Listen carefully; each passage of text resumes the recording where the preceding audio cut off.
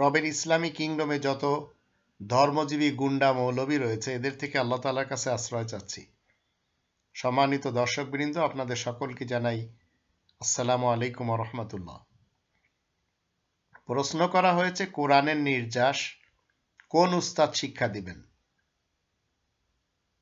আর সেই উস্তাদের কাছ থেকে শিক্ষা নেওয়ার জন্য পদ্ধতি কি, আর সেই উস্তাদের সত্য পরিচয় কি। এই ব্যাপারে আমাদেরকে সূরা আলাকের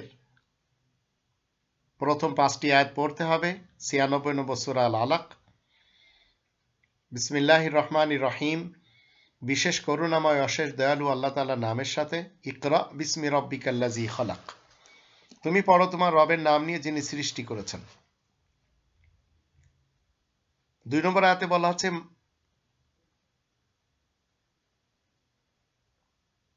খলাকাল ইনসানা মিন আলাক।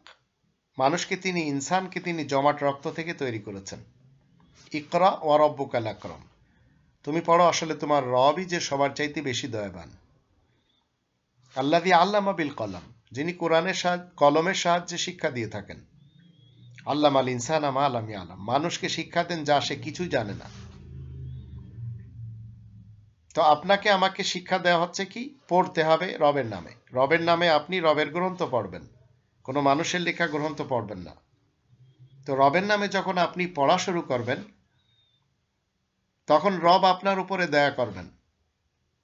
তিনি কলমের সাহায্যে আপনাকে শিক্ষা দিবেন, এমন কিছু শিক্ষা দিবেন যা আপনি জানেন না। কারণ রবের কাজটি কি, আমরা যদি কোরআনের 55 নম্বর সূরা আর রহমান এর প্রথম 2টি আয়াতে দেখি, সেখানে আমরা দেখতে পাই আল্লাহ বলেন আর রহমান ও আল্লামাল কোরআন। করুণানিধান রহমান, তিনি কোরআন শিক্ষা দিয়ে থাকেন। তো এই কোরআনের নির্যাস আপনাকে আল্লাহ ছাড়া কেউ শিক্ষা দিতে পারে না। কিন্তু আপনার উপরে দায়িত্ব হলো আপনাকে রবের নামে পড়তে হবে। আপনি যখন মানুষের লেখা গ্রন্থ পড়বেন তখন আপনি মানুষের বানানো মতবাদ শিখবেন, আর যখন আল্লাহ তাআলার গ্রন্থ পড়বেন তখন আল্লাহ তাআলার গ্রন্থের দেওয়া মতবাদ আপনি জানতে পারবেন। কারণ আল্লাহ আপনাকে শিক্ষা দিবেন কোরআনের নির্যাস। কোন আয়াতে কি রয়েছে, কোন আয়াতের মাধ্যম দিয়ে আপনার কোন সমস্যার সমাধান হবে, সেটি আল্লাহ শিক্ষা দিবেন। কিন্তু আপনি যখন ফিকা হানাফির মুফতিদের কাছে যাবেন তখন তারা ফিকা হানাফির মাধ্যম দিয়ে আপনাকে হানাফি মসলা দিবে। ঠিক এইভাবে যারা শাফি, যারা মালিকি, যারা হাম্বলি, যারা আহলুল হাদিস সালাফি, তারাও ঠিক ওইভাবে দিবে। আবার যারা আহলুত তাশাইয়ু শিয়া, তারাও ওইভাবে দিবে।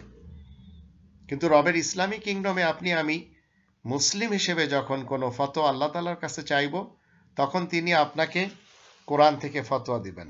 তাই ফতোয়ার ব্যাপারে আপনাকে কোনো মানুষের কাছে যাওয়া উচিত না।